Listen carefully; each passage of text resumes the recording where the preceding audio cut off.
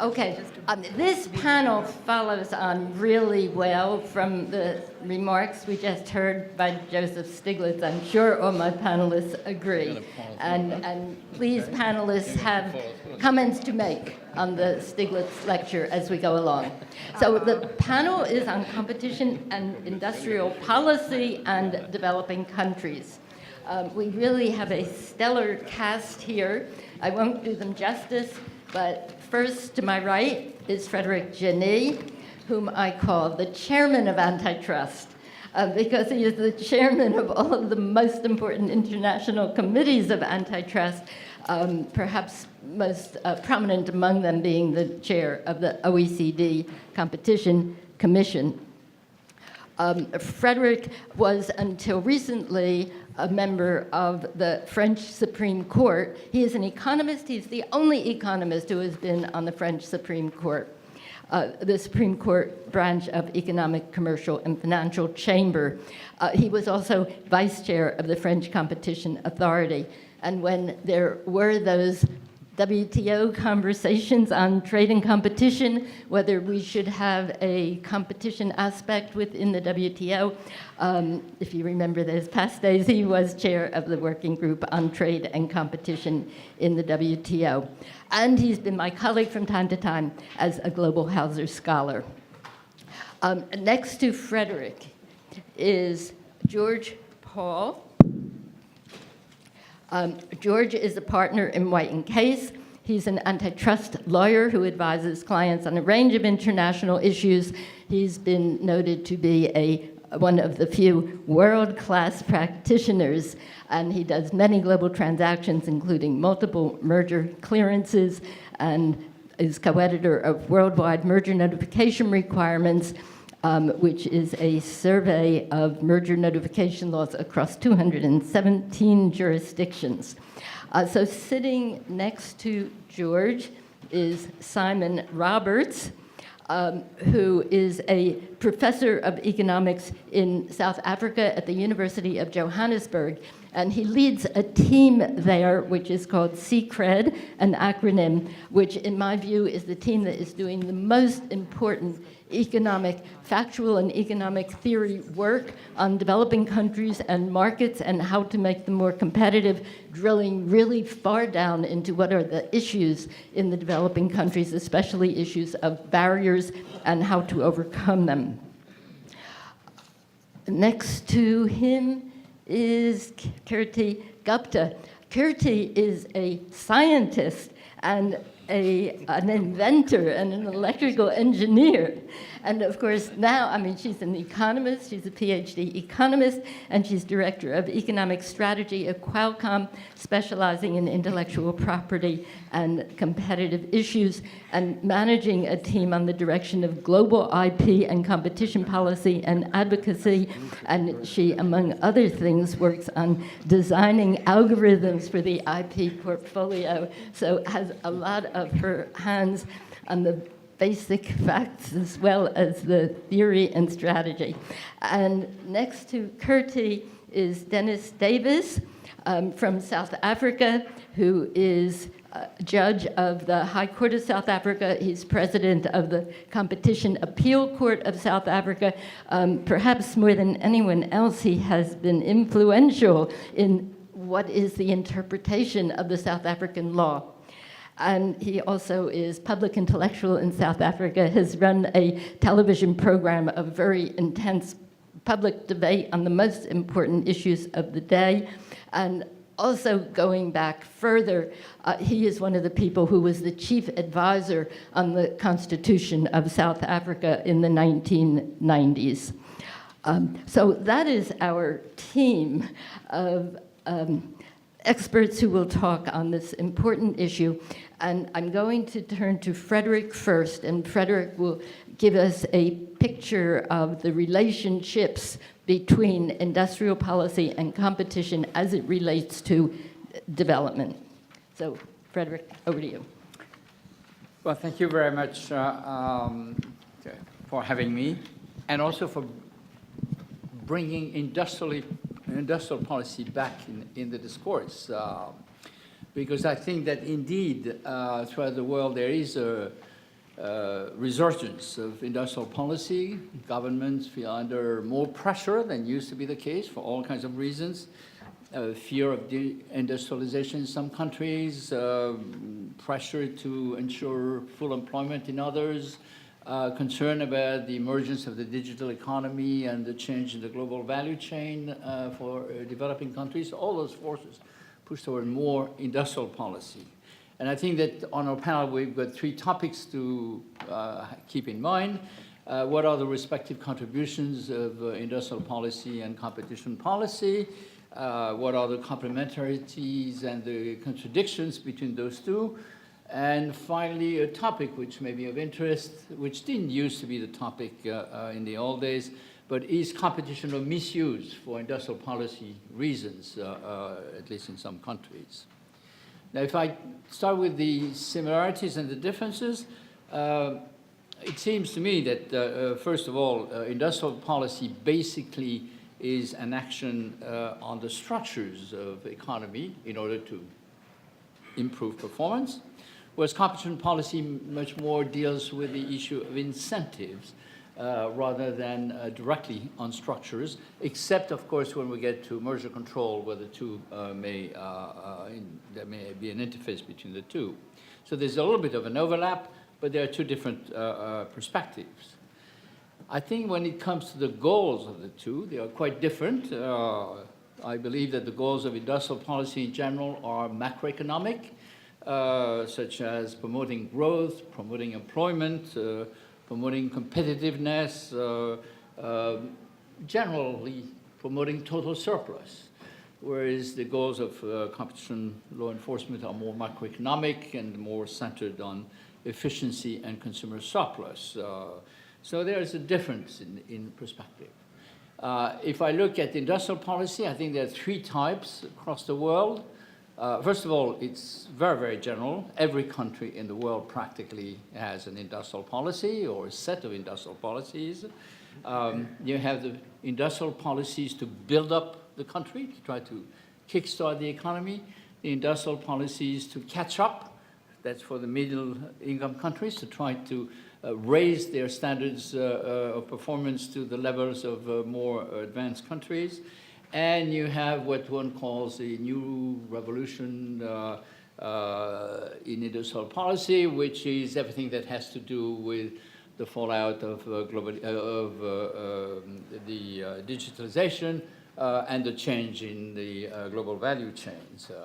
So we can see that there are different types. So now, if I go into the details of how industrial policy is implemented, I think we have to make a very big difference between horizontal policies, and those are very numerous. Developing infrastructures in Africa, for example, would be a good example. Promoting education, promoting training, promoting the emergence of clusters, trying to push innovation. Now, all those policies are general policies, basically trying to create a favorable enabling environment for industry. And from that point of view, it seems to me that a lot of those industrial policy actions are quite complementary with competition policy. Then we have the vertical ones, and that's where there may be more difficulty, even though within the vertical or the sectoral industrial policy, I think that we should make a difference between those that try to eliminate a market failure. For example, if you think about electric cars, to try to get the ball rolling, you need both manufacturers who are going to to put together electric cars, but you also need to make sure that you have a set of electric plugs where those cars can be plugged and refilled. And this is not necessarily the same kind of people who are going to do that. And there must be a real commitment on the part of the government that the government is going to push the electric car for either one of the two actors to decide to coordinate with the other. So there you do have coordination issues of that type that would end up in market failures unless the government stepped in. Okay. And then you have still within the sectoral categories, you have all those policies that are trying to enhance the competitiveness of a sector of a firm, either by promoting the efficiency of some firms, so that would be merger of some firms, the creation of national champions, the given fiscal incentive or cluster policy, and finally, the attempt to bring up the competitiveness of sectors of firms by disrupting competition. And that is where most of the conflict is. Preferential treatment, public procurement policy, regulation, screening of investors, all those policies which are in fact trying to keep competition at bay to try to promote, at least indirectly, the efficiency. So when we look at all those instruments and all those perspectives, I think that there's only a very small subset of industrial policies that could conceivably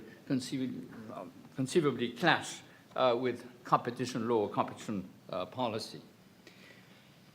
When we look at the results of the most contradictory instruments, such as the development of national champions, for example, one is struck by the fact that it's very hard to be dogmatic about whether it's a good thing or a bad thing. And I can give you a long list of successes and a long list of failures. Tesla in the US is one of the example at this point, which has benefited from very large subsidies in the context of a plan, and this has worked very well. Embraer in Brazil was clearly a public company which was supported by a lot of state subsidies, but nevertheless became a very active international competitor. I would say the same thing about Airbus in Europe. So we do have example of successes. Hyundai in Korea also developed into a fairly efficient and very competitive firm. And we have massive mistakes, which have the Japanese car never got off the ground in spite of the fact that the MITI tried to promote it. The UK automotive plan also failed, ended up with all those firms being privatized, and then the sector taking off. So I could go on and on like this.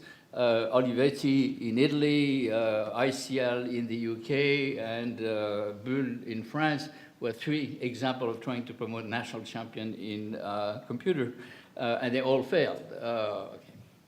So the one thing that we have to say is that even though there are lots of failures, there are also some successes. So it's hard to know why it is. Possibly it is because it is due to the engineering of those helps. When conditionalities on the conditions under which the firms will get access to subsidy are very clear, when it is also clear that it is not going to be forever, but only for a period of time, when it has been well thought through, I think that there is a possibility that such action actually activate the development. What we need to say is that in the case of targeted product, maybe we should focus more on how industrial policy is conducted rather than on the principle. What we also need to say is that it would be useful from that point of view as something that would make competition policy and industrial policy more compatible to have in every country a competitive neutrality framework. Because if there was such a framework, it would ensure that the way in which industrial policy is conducted is going to only to respect competitive neutrality and therefore competition to a large extent. Finally, is it true that competition authorities have abused their mandate and have used in some countries competition law for industrial policy purposes? It is true that most of the countries in the world, even most of the countries at OECD, have public interest provisions in their competition law. In many of those countries, not all of them, but in many of those, and some of those around the table here, either you don't have a competition policy or a competition law, or if you have one, it has to have some public interest provision, because there's not enough consensus domestically that competition per se is sufficient to justify the adoption of a competition law. In those cases, the question then is not so much whether we have a tainted competition law enforcement, but the question is whether we should have a competition law or no competition law at all. The business community is vastly interested in this question and doesn't sit on the same side as the economists or the lawyers. The business community says, we understand that there are countries that would not have a competition law unless it could be said that the competition law provides for some benefits, social benefits, public benefits. But we'd rather have a competition law like that rather than not having a competition law at all and no rules, with a certain number of provisions. One of them is that the public interest be clearly delineated in the law. Second, that the competition analysis be clearly separate from the public interest part. And third, that this separation also applies to remedies. Under those circumstances of transparency and clarity, and without mixing the competition analysis with the public interest analysis, then we have a predictable tool. It may not be the ideal tool, but it's better than not having a competition law at all. And I think that, to finish on this, that the big difference that one sees between, let's say, South Africa and China, from that point of view, is the fact that South Africa has gone to quite a bit of effort to produce guidelines on how it was going to assess the public interest provisions, to separate the competition analysis from the public interest provision, and to try to give this transparency and predictability to its law. Maybe one of the criticisms of China is not so much that they, at the remedy level, they certainly have sometimes an industrial policy dimension, but it is maybe that the clarity that should separate the competition analysis and the public interest analysis is not there. And what we get at the very end is something that we are not quite sure of what it means. I mean, whether it's a flawed competition analysis or whether it's a strategic use of remedies that has nothing to do with the competition analysis. So I think that there are ways to make those two, industrial policy and competition policy, quite consistent. Thank you very much. I'm going to ask you a very short question, Frederick, before Yeah. going on to George. Given the fact that you did, that was very interesting, and towards the end you couched the issue in the terms, which is true, that there are a number of countries that would not have competition at law without industrial policy in it. So here's a true-false question for you. You can only answer true or false right now.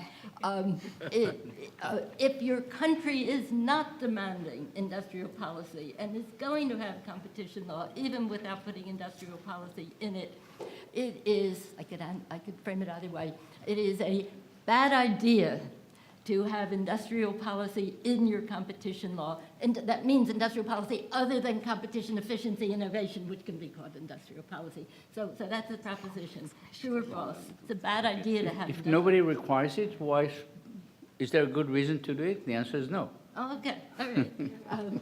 George, we'd like to hear your views on this, and maybe they might differ a little. I think they differ a little, but as a non-academic, I'm an antitrust foot soldier. So I go out there and I have to deal with agencies all the time on behalf of clients and try to work with them. And what clients, I think, value and want more than anything else is consistency and coherence. So if you want my clients, which are companies that are wanting to come in and do business where you are, you have to do that. And I think inherently, we have antitrust law or competition law, and we have industrial policy, and we need them both.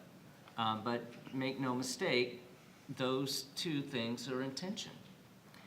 The purpose of antitrust law, I would say unashamedly, is to promote consumer welfare, period, full stop. Industrial policy is often inconsistent with that goal because it promotes government intervention in the market on behalf of particular groups. It's a method of picking winners and picking losers. National competitiveness for any economy, I believe, is best served by a competition policy that resists political influence and resists interest group capture, which is in danger of industrial policy. Let me give you a recent example. CADE in Brazil just released a big study. There, the competition lawyers are having meaningful input on trade policy. And their study showed that anti-dumping laws in Brazil have led to reduced industry production and an increase of the market power of beneficiary countries in those. So as a result of an industrial policy, the consumers in Brazil and those companies have suffered. So I think the use of industrial policy within antitrust would require antitrust policymakers to be involved in questions about wealth distribution and wages, small business welfare, limiting political as opposed to purely economical power, and could lead to rules that really reduce output, increase prices, or stifle innovation as one of your goals. I agree. There's plenty, there may be plenty of instances where policies like in South Africa are beneficial to the economy, but then there's many examples where those types of policies are harming competition and raising prices, reducing output. And at the end of the day, remember, I think we've tried this before in the United States. We passed the Sherman Act in 1890, and we're still working on getting it right. But we learned from experience just how harmful it can be to use antitrust for political purposes or as an industrial policy mechanism. I'm not saying that industrial policy is wrong. I'm just saying that antitrust isn't a very good tool for it. So in 1913, we had Louis Brandeis, one of the most respected legal scholars in American history, said that price cutting was the most potent weapon of monopoly, a means of killing the small rival. It almost sounded a little bit like this morning. But and 40 years ago, I think everybody in this room could agree that the U.S. Supreme Court did not know what it was doing in antitrust cases. Back then, big was bad, merger efficiencies were ignored, and vertical restraints were per se illegal. And we suffered for it. The Robinson-Patman Act, which is an anti-discrimination, price discrimination law, was aggressively enforced. And we vacillated between a policy on the one hand that tried to promote competition and a policy of preserving competitors from energetic rivalry. But things changed. And as a result, I think we've improved significantly where we are. Industrial organization economics has become more sophisticated. And I applaud the efforts recently at the FTC. This administration is committed to research and development, to determining that the industrial economics that we use are the right industrial economics. And a point in terms, Philadelphia National Bank is one of the worst Supreme Court decisions that you could see out there. It's just plain wrong, and it's ignored today, even though it's precedent. And it was considered at the time to be on solid ground by Donald Turner, one of the most respected antitrust lawyers of all time in history.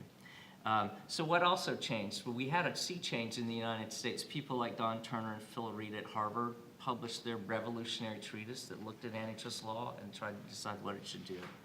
The Chicago School emerged, and over time, our antitrust law and our antitrust case law transformed and came into what was considered modern economic standard. Today, in merger control, the FTC and the Department of Justice have 50 economists each, and more than 50 economists, in a distinct group that are on equal footing with lawyers, looking at mergers and designing a competition policy that provides an independent economic voice that influences merger analysis. That's where antitrust needs to be used in antitrust, and we should try to keep politics and decisions about who should win and lose out of the hands of the government and let it play out in the marketplace.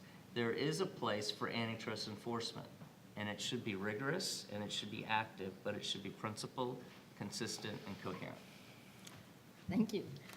So we're going to turn to Simon in a minute, and Simon, as somebody who I think wants to keep politics out of antitrust and to keep protectionism of inefficient small firms out of antitrust, do you think there's any resolution between the two views that we have just heard? And feel free to bring in your specific examples. This was just an entry to your saying what you want to say about industrial policy and maybe what you're doing about industrial policy in Africa. Thanks very much, and thanks to the organizers for being here. I thought George was going to get a true or false question. First of all. I was relaxing for a bit. So thanks, Eleanor. It's difficult to know where to start, other than that the conversations definitely show that we're all looking at things from where we're sitting, and they're very different places. Because I think some people are looking at the developments that are happening in the world at the moment, and are seeing that this is a failure of markets, and that there are many very important interests and groups that are turning away from markets and going back to myths of the 19th century in different countries, I would argue. The country that I come from originally, the UK, is a good case in point, I think, in this. And a large proportion of the population feeling, excluded from this. And then we have this other story, which is that this is a very dynamic and successful period that we're in at the moment, which I find very difficult to accept. From the South African perspective, I think that there's a number of things that we can say and observe, certainly from the work that we're doing. The first is that this idea of pigeonholing the industrial policy and the competition law in separate boxes is perhaps not very helpful. And the second thing, I think, is that is the idea that there's no politics in competition is also plainly wrong. I don't know how the world looks at the US, from other people do, but certainly when I look at it, I look at what happens in the fights that you're having over your Supreme Court, and these are political fights. So it's difficult to understand it. But of course, that doesn't mean that you want the policies to be captured by very short-term interests, and you don't want it. We need transparent processes, reasoned processes, and to build broader coalitions behind a rules-based order. And this is really, this is part of an evolution of liberal democracy that we're going through at the moment. I mean, in the South African context, for me to bring it more to home, it's portrayed sometimes as a success story, but if you look at the record of the last 24 years or so, it's been in many regards a far from a success. And in fact, we're going through a process where evolving from a regime which got its support from the fact that said to support, and this is the Zuma administration, saying, look, if you play by the rules, that's a mug's game. The only way to get access to rents and wealth in the economy is through alternative means, through corrupt means, etc. So you're being told to play by the rules. That doesn't work. You can see that now. Having turned away from that path, the question is, what is the alternative? What is, a kind of a middle road between a free market and fundamentalism? No redistribution policies, no direct redistribution policies, and a kind of a fighting between elites. So let me turn quickly to the implications for industrial policy. I think in countries like South Africa, we do work in many other African countries as well. It's really about the adopt and adapt process of technology, which is important. It's really about how markets work to incentivize investment in capabilities. So it's about that capabilities formation process.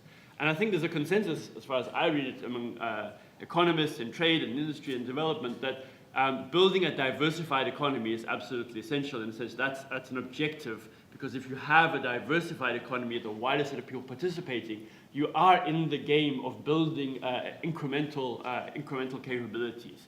You can't build those capabilities, those learning processes, if you're not in those industries. That does not mean national champions. And I think that's a debate we need to move away from. That's not national champions. And many of the lessons, I think, from industrial policy success stories is that you need to have more of a test and learn type of approach. You need to have a plurality of different approaches to supporting capabilities development where a number may fail, but a number may succeed, and you're willing to review honestly the successes and the failures. If you get captured by a national champion, then that national champion will be able to lobby for anti-dumping protection, higher rates of protection, etc., and corrupt the political process. So what does it mean to engage in this messy test and learn process? And what does this mean for competition and industrial policy? And I think that's the real challenge that most developing countries, as African countries certainly are facing. Very concentrated markets with very large multinational interests who you want to encourage to invest in the country, but you want to make sure that there's that longer-term investment in the capabilities that is taking place at the same time. And it's not just about manufacturing, it's about the bundle of activities around engineering and design, etc. And so you're dealing with these entrenched, powerful interests and trying to work out how your markets are going to be shaped. And those markets are, of course, international and they're regional. So I think there's important moves that are taking place around regional integration, which are very positive in the sense that they open up the potential for wider markets and therefore for bringing together more investment, but together with effective rivalry within those markets. And this is a really big and important agenda for research and for competition if it's going to succeed. It's kind of tried to observe, but cartels operate through dividing markets, and the cement cartel is a well-documented one in Southern Africa. But national competition authorities therefore end up taking excessive pricing cases instead of dealing with a regional cartel, and that's true across a number of markets. So that's a very big challenge for the antitrust fraternities. The U.S. is a complete outlier in this world. I mean, in terms of the size of the economy, and therefore not needing to really deal with the abuse of dominance or entrenched dominance to the same extent as most other countries have to do. So I think we need to be thinking about how to engage with these entrenched oligopolies and dominant firms in developing countries, having an agenda which actually allows to learn from cross-country experiences at a more, bringing out the nuances better, and understanding competition as a dynamic process of rivalry, and locating the enforcement within a wider competition policy framework. I think one of the challenges in South Africa is that there's been a lot of attention on the competition law enforcement, and in conferences like this, sometimes talking up the successes, and not thinking about the wider competition policy agenda, which includes a lot of regulatory barriers to entry, for example, which need to be addressed. And just to maybe give a context to this from today's discussion. So when Walmart entered and bought a very small supermarket chain, in actual fact, a tiny supermarket chain, it then faced all of these obligations. We have no policy around retail, how the large retailers engage with suppliers, and that's not going to be a competition law enforcement agenda.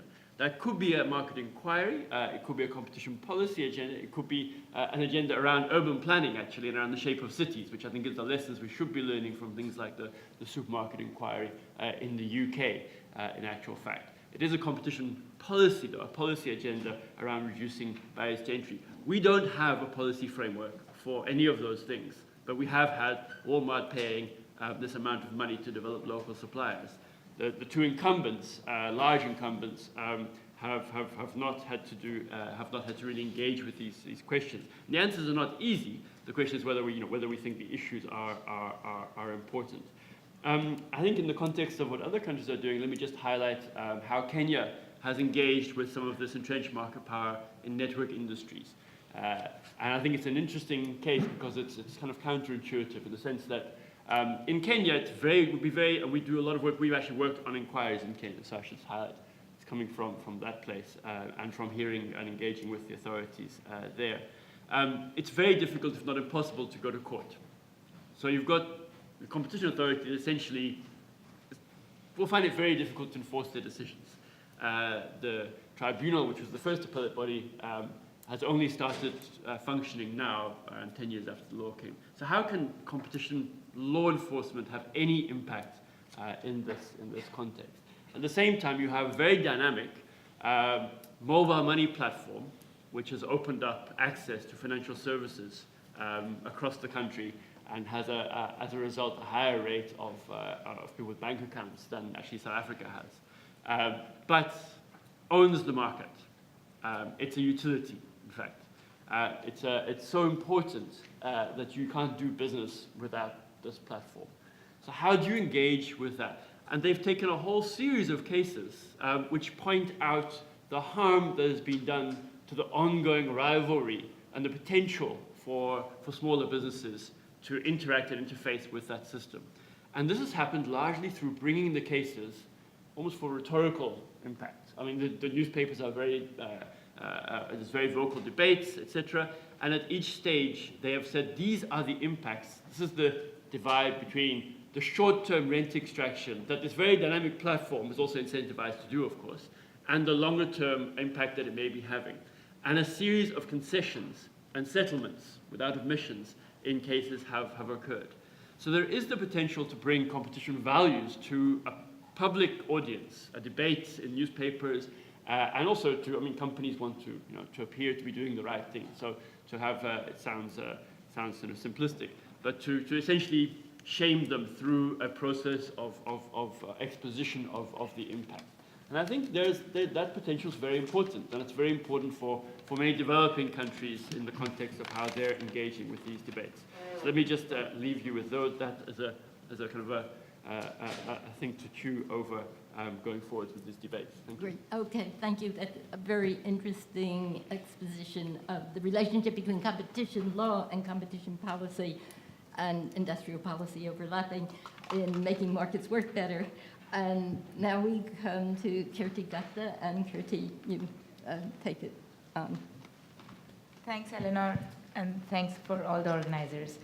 So when we were talking about this panel, and I know we talked a couple of times, and I was thinking about how to articulate and what points to articulate, and if I were to put a tagline or a topic on it, I would have called it Antitrust Today, Whose Rules and What Standards? And that really articulates the perspective that I'd like to discuss, coming from engineering and economics background, but really from the business side. I grew up in the wireless industry, and I work at Qualcomm. We've had a tad bit of trouble with some agencies around the world lately. So some little experience there, and it gives you this dose of realism that's important to remember in this debate. And frankly, I'd like to start with the first point, which is important for any global business, and they intimately understand which is this proliferation of antitrust agencies worldwide. For the first time, global businesses today are chartering this uncharted territory of global antitrust. And remember that many of these agencies had no antitrust legislation or any enforcement mechanism even just a decade ago. Simply put, although there are 130 plus agencies worldwide, there are not 130 countries with the rule of law.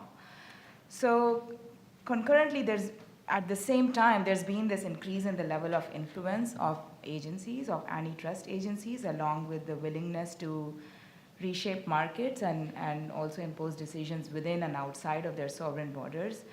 And we have seen these agencies across the world wield a stunningly wide array of enforcement and remedial actions. And that's one world reality that we need to live in when we think of operating global businesses anywhere. And the second, and this is exaggerated by the first problem, is this unclear objectives of antitrust agencies worldwide. And I think we are having this discussion in this room clearly right now. If you ask different agencies, and it's obvious if you ask different people in the room, even, or maybe not after Professor Stiglitz's talk, we get different answers about what is the goal of antitrust agencies, and indeed what should be the goal of antitrust agencies. And as George clearly explained, the long-standing goal of agencies in the US for quite some time now has been enhancing consumer welfare standards, end of story, period. If you reduce consumer prices, that trumps anything else, any other goal. And if we are talking about other goals as we are in other countries, be it industrial policy or protecting national champions, then we must recognize that when we talk about different goals, it obviously only matters if that goal conflicts with the goal of consumer welfare. So we must remember, what is it that we are reducing consumer welfare in favor of? Is it fairness? Is it access? Is it national champion? Is it industry, company, just a friend? What is it? And the other problem is that this lack of or as unclear set of goals increases agency discretion. It increases the ability to justify any regulatory intervention as consistent with law.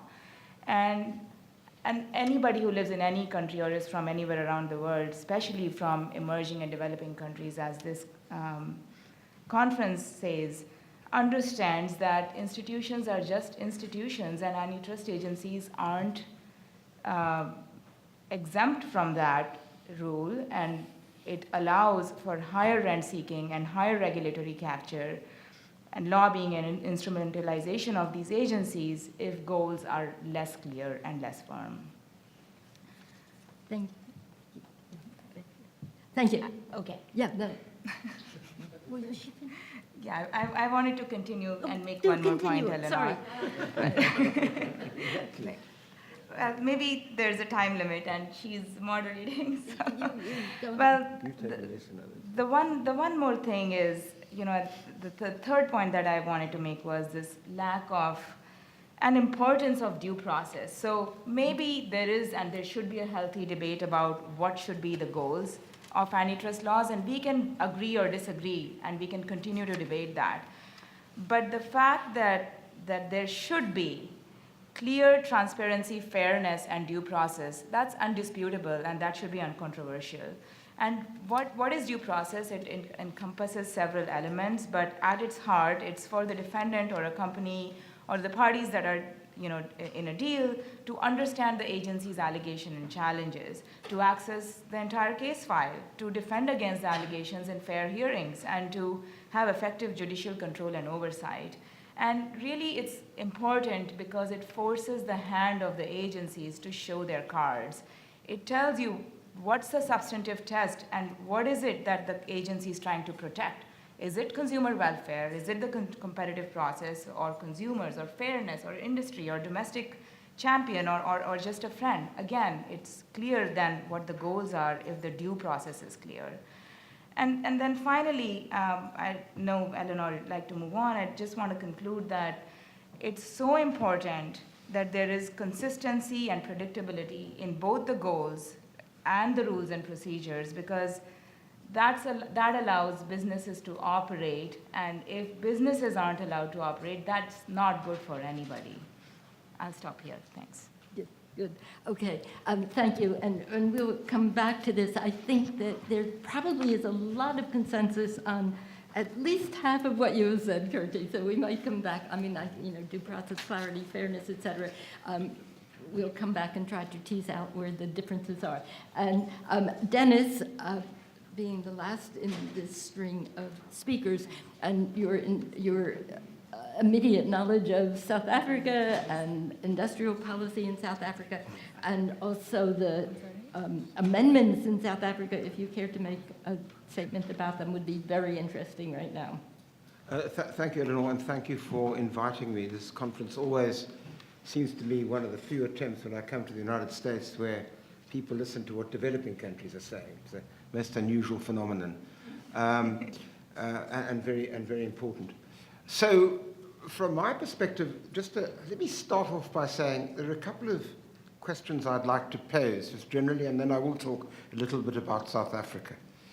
Firstly, it seems to me, we invoke the concept of consumer welfare, some ritual incantation, without any interrogation of what we're really talking about. It seems to me, in a world where, with increasing inequality and instability right across the world, we rattle off this idea of consumer welfare, holding tenaciously to it like a drowning person on the Titanic. What I mean by that is, what are we talking about here? Because it seems to me that the concept itself needs to be unpacked. And we can come to that. I think we should be debating these issues. I'm just not persuaded.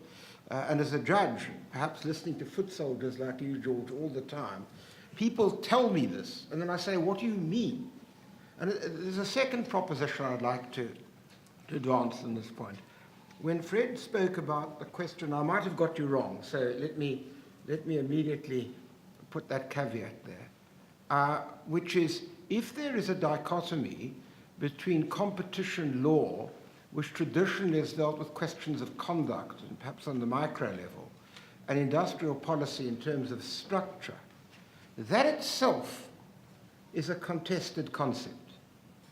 Doesn't seem to me that we should simply be taking that as axiomatic. And let me explain to you what I mean by that in relation to the South African experience.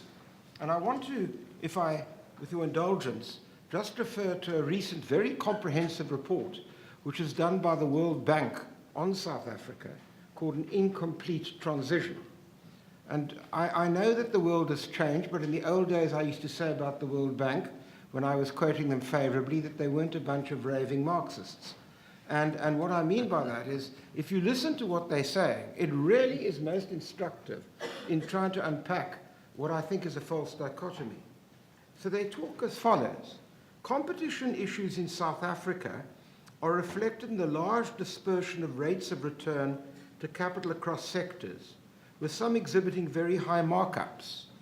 Substantial market power in these sectors is likely to result in suppressed demand for capital and labor, low total factor productivity, keeping poorly competitive firms in business, and reduced price competitiveness for sectors that uses inputs, the inflated goods and services produced in concentrated sectors. Markups above normal profits, excluding rents from extractive industries, are estimated to amount to close to 10% of the gross domestic product in South Africa. They then make the following scenario. If markup rates would be progressively halved by 2030, investment would pick up by 10% in 2030 compared with the baseline, in line with the new investment opportunities, as would exports, 9.1%, with increased competitiveness, resulting in the creation of an additional 405,000 jobs and higher real wages.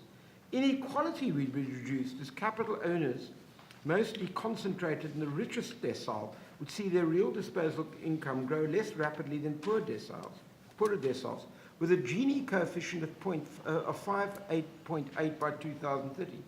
With cheaper goods and higher labor incomes, the poverty rate would also be reduced to 11% by 2030, lifting an additional 1.1 million people out of poverty. Now, this is an extraordinary, and I can't go further, but it's an extraordinary set of figures. It's an extraordinary picture. And what it shows is that this all stems from high levels of concentration and a particular form of structure of an economy.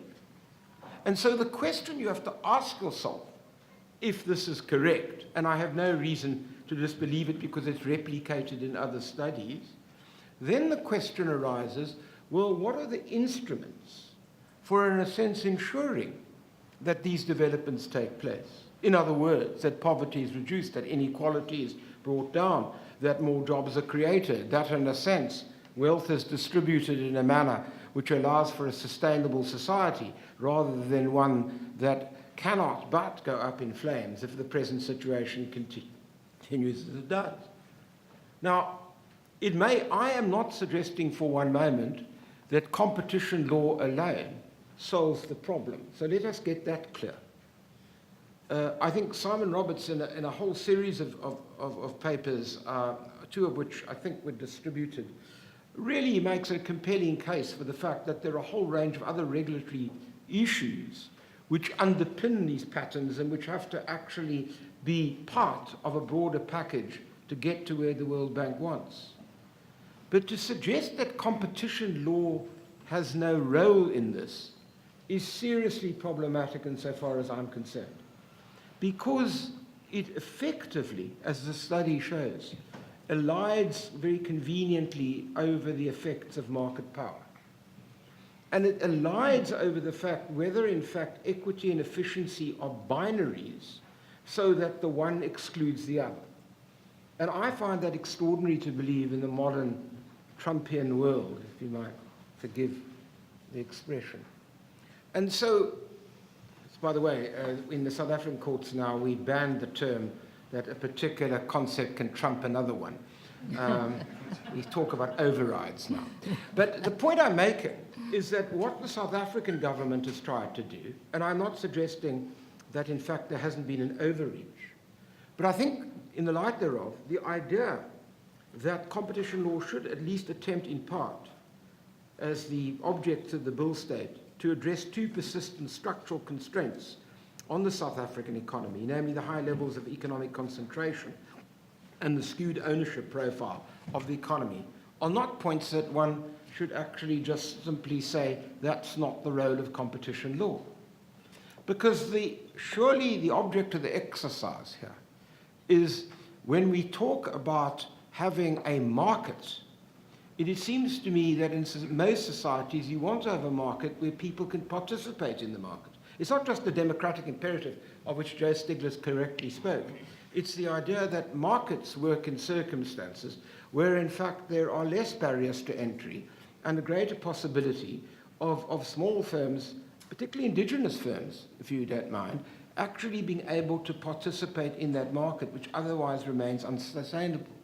And so the difficulty is we can't just have this very simple world in which competition law is there and industrial policy is there. That is not to suggest that all issues of industrial policy should conveniently be folded into competition law.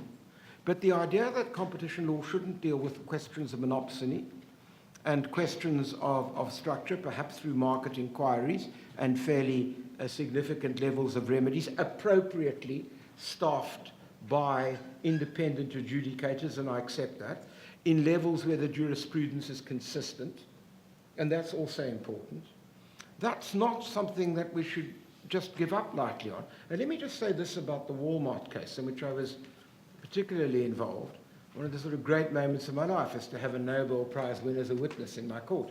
But what was interesting about that case is, small or big is not the real point of it. The point is that after that case, there was a framework which companies investing in South Africa knew what the deal was, knew what the rules were, and could essentially appropriately comport their behavior in terms of those rules. And we've seen a whole lot of further Coca-Cola, AB InBev, SAB mergers where similar principles have taken place. So the challenge is, in a sense, to actually have competition law trying to deal with these questions, but in a manner which is certainly not done by politicians, but done through an adjudicative process where there's a coherent jurisprudence.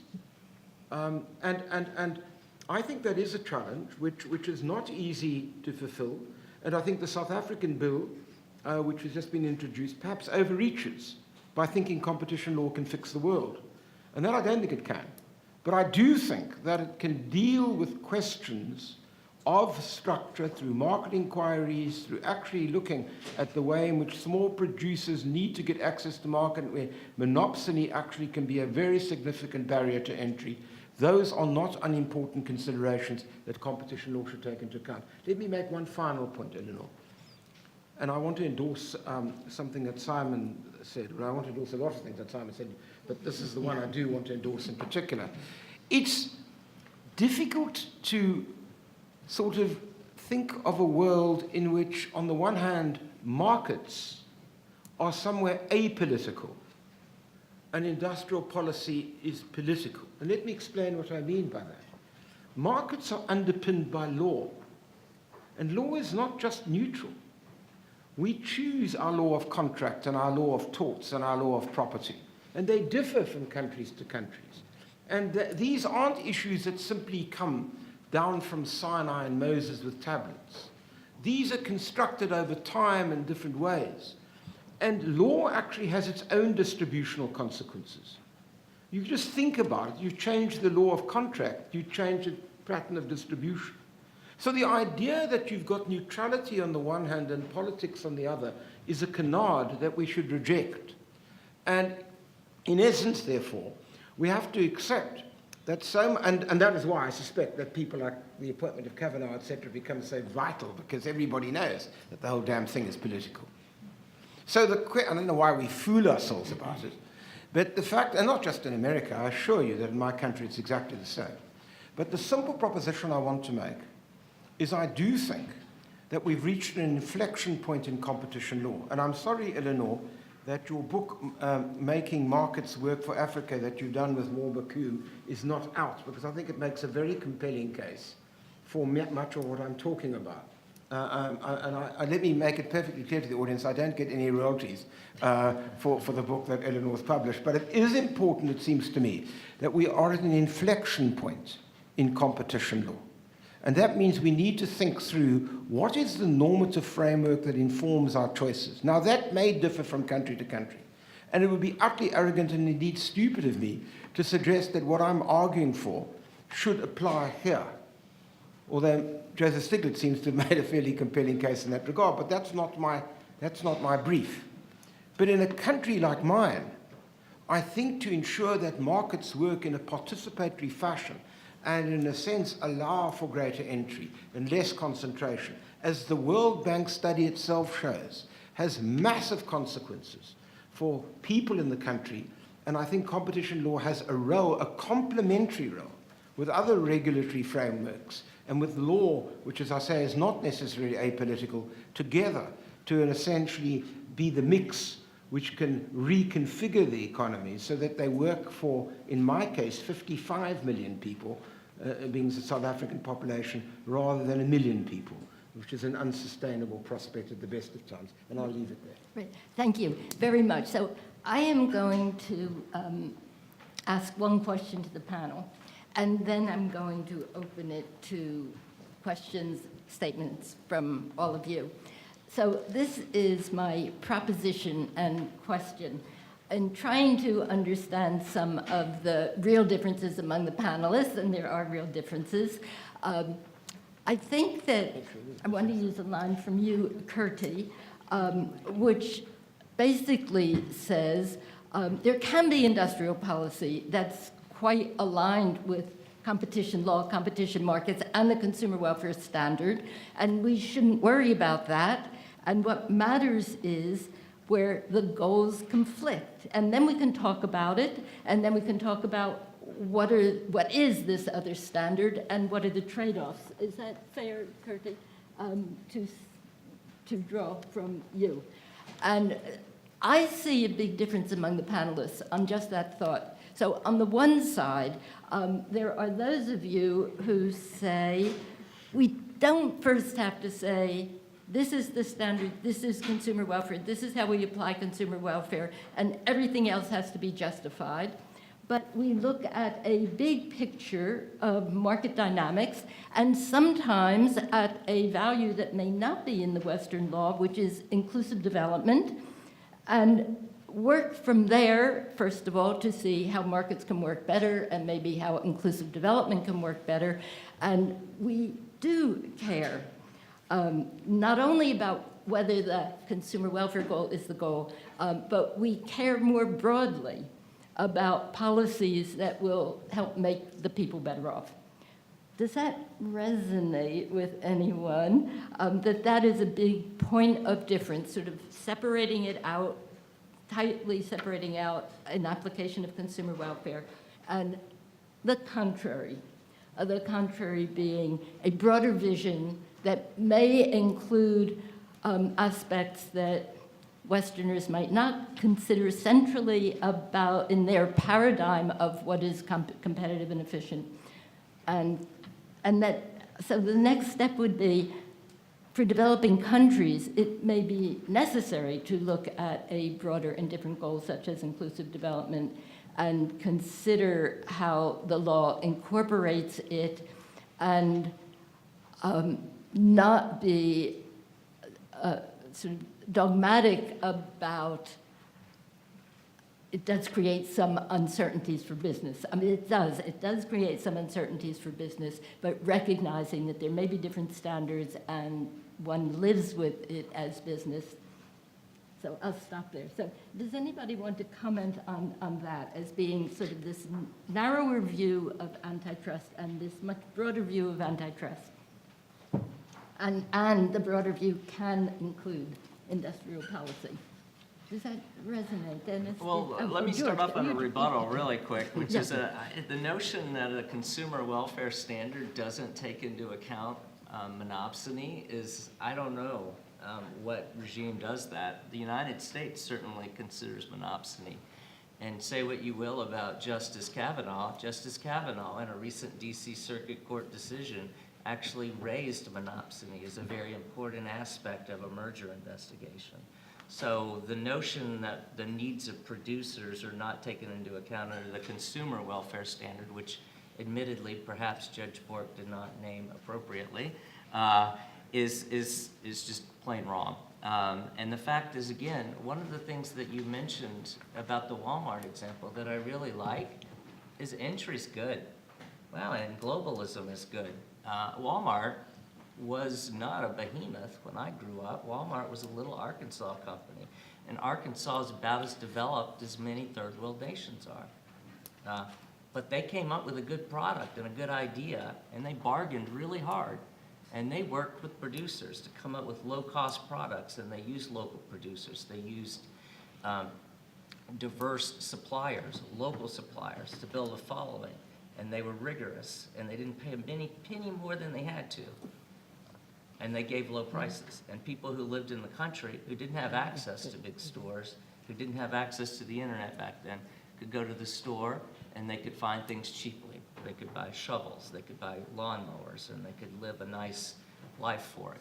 And because of that, Walmart became big. And it took time, and I get it. And now that Walmart's big, we need to look at them differently, and we do. And they are enforced, and they are looked at. The degree to which we're talking about, I think, is that antitrust can do this. It's a question of how much enforcement that you want to have or you don't have. And I do think that, Eleanor, there's cost to that. For every Walmart that enters a nation that is going to impose requirements on them, how many Walmarts aren't going to enter and choose somewhere else where they don't have to do all those things?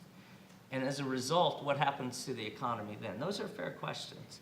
And Simon, you have to give a lot of thought to that, and you do. And it's an important role to play as to what we're doing as countries. But ultimately, we're about trying to produce lower prices, more output, encourage entry, encourage business, because that can lead to jobs. And I'm not convinced by a lot of the statements that have been made that somehow bigness is suppressing wages. I think we need to do more research into it, and I think the FTC is currently doing it. And if it is, then labor markets are something that could be considered under a consumer welfare standard. I think Professor Hovenkamp is actually doing some work out of that right now. So there's a place for antitrust, and I think it can play a role in ensuring there's a level playing field. I'm just saying, I think that's about it. You can set the rules for what you want to do. You can set who gets to play in the game of competition, and then let them go fight it out and benefit consumers. And that's where the antitrust part comes in. We'll let smarter people decide who gets to play in the game, but once the game's set, let competition and antitrust create a level playing. Yeah, thanks, George. I'd like to jump in here too, because I think when we take a step back, the reason we are having this whole debate is this correctly rising concern about rising income and wealth inequality and market concentration, if you will, big firms, et cetera. And it's reasonable and correct to research on that. But the question is antitrust the right tool to deal with those problems? And like everything, the devil lies in the details. And I think what I was trying to articulate was Not so much that industrial policy is okay as long as it doesn't conflict with other goals, but to say that it's a non-issue as long as there is no conflict. The issue arises when there is a conflict, obviously, otherwise there is no debate, right? So if we are talking about any other standard other than the consumer welfare standard or maximizing welfare of consumers, reduced prices, then what is it we are trading off this standard with? What is it that we are trading off welfares of consumers with? Is it fairness? Define it. My prices or your prices? Is it access? Define it. Whose access? Is it protecting domestic champions? Define that. Whose domestic champions? And that's where it gets messy and difficult to apply antitrust to these types of goals when we don't know clearly what is it that we are trying to maximize and for whose purpose. So I have a cue, actually. I mean, Yeah, I don't know if somebody else may want to speak before me. I don't know. Yeah, I think Dennis goes. Oh, okay. and then Let I me think say this. Tom. Let me assuage your concern about Judge Kavanaugh. It's not for me to comment about whether he should be there or not. I was merely making a really simple proposition that clearly these selections of judges have extraordinary political implications. And depending on which side of your spectrum you're on, you either think the guy's a great guy. And I mean, I accept that the man's got serious competence. I'm not talking about that. I'm talking about the fact that the selection of judges across the world has become a much more political process as the judicialization of politics has increased. But that's only a modest point. I don't want to go into that because it's really irrelevant to this discussion, save for trying to talk about the laden nature of law. The point is, I find it extraordinary that, you know, that the argument elides conveniently over rent capture. I mean, inequality just doesn't occur because it just comes from the sky. It comes because of structures. And when you say consumer welfare, whose welfare are you talking about? Are we talking about the Hicks-Kaldor theorem? Are we talking about the situation that we just look at it from a total perspective? Are we talking about it, which is, I suspect, what you are, which conveniently means that to a large degree some get a huge amount and others get nothing? Or are you talking about some other form of consumer welfare standard which actually nods in the direction of a broader constituency? Two other points. Well, maybe you know, when I last looked, the kind of monopsony issues that I was talking about certainly don't appear in the United States jurisprudence. And what I'm really talking about is the inability of small producers, small suppliers, to be able to get into the market. And I think there's a whole range of issues, including points that Simon Roberts was making with regard to the way, certainly in countries like mine, the shopping center complexes really make it extraordinarily difficult for small people to get in. There are a whole range of barriers to entry, which we need to look at. The second proposition I just want to make in this regard is that to a large extent, I'm not suggesting we should have national champions. That's not at all what I was talking about. Nor am I oblivious to the fact that these are complex decisions that you have to make. But the world is a complex place, and the idea that you can simply suggest that, oh, well, you only deal with X rather than Y, does seem to question the whole enterprise in the first place, which is, if you say, well, it should only deal with consumer welfare as you're talking about, that's extremely convenient for people who are making a hell of a lot of money and in increasingly unequal societies, but as levels of inequality have increased. Now, competition law can't reduce inequality on its own. But when you ask me, well, are there studies? I've just cited a World Bank study. And unless you can persuade me that that study is wrong for my country, which I challenge you to do, then quite frankly, I think that should give us pause. It should give us pause as to what the consequences are for poverty, for prices, for jobs, for inequality.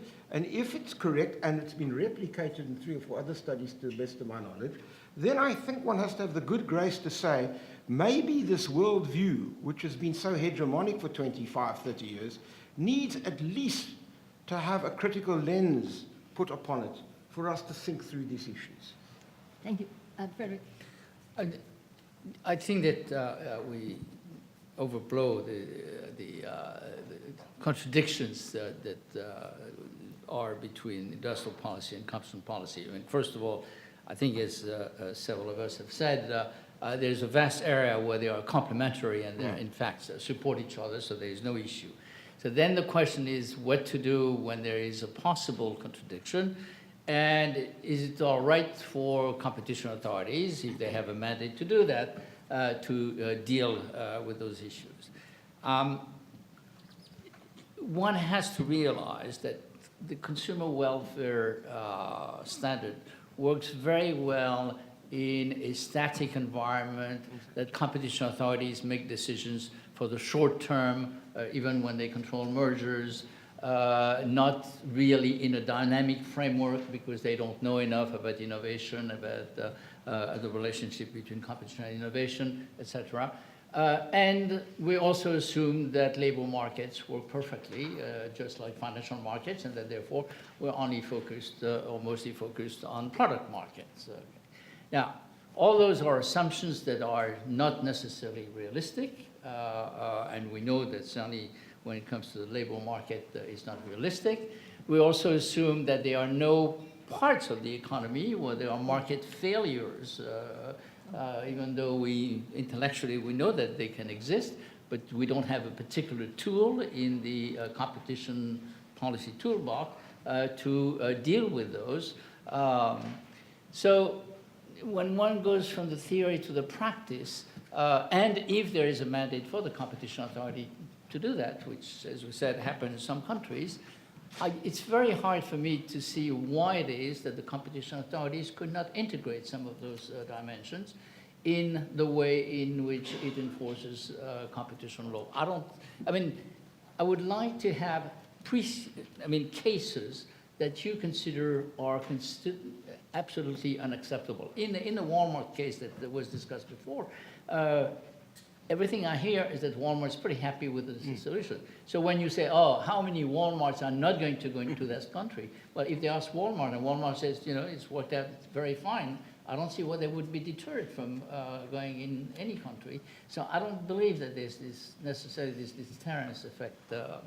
So I think that it's only if one says, oh, industrial policy is only about picking winners in a political way, that one has an intractable difficulty. But I don't think that this reflects industrial policy any more than the Robinson-Patman Act reflects the U.S. antitrust laws. Okay, so I think it's a mischaracterization. And finally, I think that if we want to make extra sure that this particular contradiction is taken care of, the adoption of competition neutrality framework is, as it exists in some countries, certainly in Australia, but also in China at the level of provinces, and in Spain, etc. This is really a way to make sure that whatever industrial policy decisions are made by whomever, in any case, are not going to be contradictory with a fair and competition among firms. So this is kind of something that reassures that the contradiction is not going to be so strong as to entail huge losses of efficiency that you seem to be fearing. Simon. I think what I was going to say is very similar to what Frederick has just said, which is that I think that that we can, this debate can get falsely kind of polarized because we're talking about more efficient or effective markets, but this, I think the point that I want to reinforce is that this division between the static and dynamic is really a very big and important challenge. So you're wanting to talk about more and better products in the future, which requires investment, innovation, creativity. Yes, firms must fail. So it's a very rough and tumble process. But the idea that the large firm that has got its incumbency through that innovative process is going to continue to justify its position through innovation. I mean, I don't think there's any basis in economics or empirical to suggest that it wouldn't also try to have a quiet life, et cetera, et cetera. So we're talking about whether competition, law enforcement, and within a wider policy framework is willing to engage with these reshaping markets types of questions, or whether it's going to retreat, in which case those debates will happen elsewhere, because they will still happen. Those issues will still be raised. all countries engage with their retail, to move away from the big data, all countries engage with how their retail space works very differently. Huge diversity. The question is, do you want that to be transparent, and do you want that to be part of a process with inquiries, and those inquiries actually might happen with competition authorities, which actually will bring a lot of data to the table, a lot of analysis, and then make recommendations? Or do you want to have that happen more behind closed doors, local lobbying, etc.? And I think that there's a very big role for the antitrust and competition community to have in these debates. And it will be better for business if it happens in that forum than other ones. If I may add to what Simon was saying, George Paul was presenting things in a way which I didn't completely recognize, by saying, well, we had those industrial policy consideration in the past, and then we took them away from antitrust, and now we're all focused on consumer surplus, and we have learned that those considerations were just a pain and not useful for the country. What he was not saying is that industrial policy has continued, is more alive in the US now than it ever was, that you have the National Strategic Plan for Advanced Manufacturing, the Making in American US Manufacturing Entrepreneurship and Innovation Policy, the US Advanced Research Projects Agency in various sector and energy. So this is exactly what Simon was saying. It's not that the issue of industrial policy is dissolved or been diminished, it's taking place elsewhere. And whether there is much consistency between those two policies administered by different agencies, as there would be if there was a closer dialogue between or if it was the same agency, is an open question. And I don't think that there is a clear-cut answer to that. No, and I would say, I said at the outset, we need industrial policy, and there is industrial policy, and I think it's important that governments invest in things like renewable energy and batteries research, and I think they need to do so in a neutral way. I think that competition law goes on a parallel track with that. We need to set a level playing field. And antitrust enforcers should be engaged in public dialogue on that. I just don't want my antitrust enforcers making that decision for me. In South Africa, antitrust enforcers are saying domestic suppliers are not required to source goods from one good, while a foreign retailer, Walmart, is, because it's bigger. And that may be fine. That's a choice. Here, when we're talking about creating automobiles that don't require fossil fuels, that's neutral. Any company that wants to participate that can engage in the research and do that. I don't by any means think that we have it right. The Buy American Act is an industrial policy decision that has an impact and affects competition in a negative way. As a result, as an American, I pay higher prices for goods that my government buys, and I suffer from it, and I don't like that.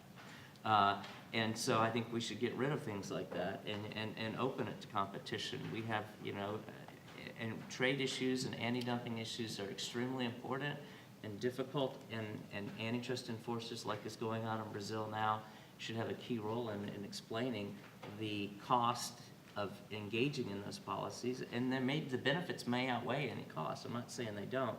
It's just choices that individuals have to make. I think Curdy makes a good point. As long as we know what the rules are of the game and we know what to do, it makes life a lot easier. And companies can adjust to that, and they'll make their own decisions. And then countries will react to the company's decision, and together we'll make progress on that. And so consistency and coherence, I think, are super important.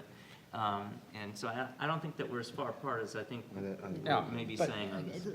Last point. On very last point, I mean, you complained about, and I understand that, about the situation in the U.S. between, let's say, the anti-dumping laws on the one hand and the antitrust laws. Okay. Now, it is my understanding that the Department of Justice, among others, could make or did make or sometimes make representation to say that this and that anti-dumping duty, which is considered might be anti-competitive. I think I have understood that over time those representations are fewer and fewer because they are never listened to. Okay?